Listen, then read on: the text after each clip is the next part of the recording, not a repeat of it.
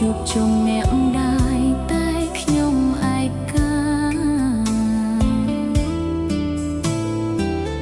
ឆ្ងាយផ្ទះចោលភូមិឆ្ងាយស្រែចំការព្រោះអត់ក្រកសត់អាហារចិញ្ចឹមគ្រួសារកូនតូចប្រុសស្រី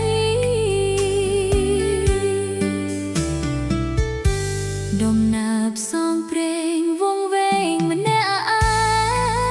ងកាត់វាលសែងធំធេងកូនដោយកូនដែងនៅទីក្រុងថ្មីជីវិតផ្សងព្រេងក្រោមកងដៅថ្ងៃរាយំដោយសូរតន្ត្រីបំពេលលោកកៃឲ្យខ្ញុំខ្លោចផ្សាបន្ទប់តូចមួយរស់នៅច្រើនអ្នកជាកម្មក៏រងចាប់ហូរញើស្រស់ស្រាក់មិនដែលស្រួលប្រាំធ្វើការលើកមកជារៀងរាល់ថ្ងៃមិនថាពេលយប់ថ្ងៃជីវិតស្ទើរតែខ្សែព្រោះតែកំរៃទឹកភ្នែកម្នាក់ឯង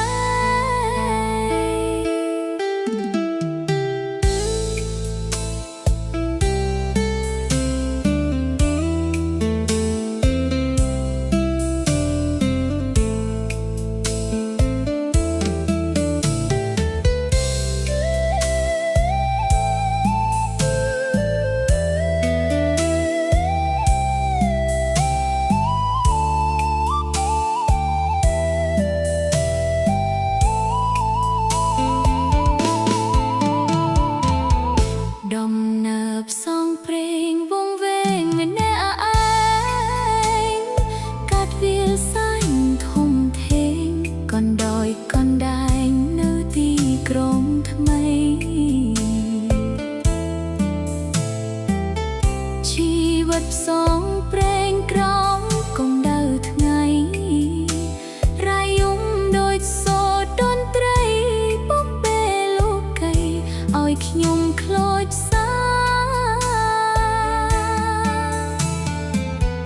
បន្ទប់តូចមួយរស់នៅច្រើនអ្នកជាកម្មក៏រងចាំហូរញើស្រស់ស្រាក់មិនដែលស្រួលប្រាំធ្វើការលើសមកជារៀងរាល់ថ្ងៃមិនថាពេលយប់ថ្ងៃជីវិតស្ទើរតែខ្សែព្រោះតែកំរៃទឹកភ្នែកម្នាក់ឯង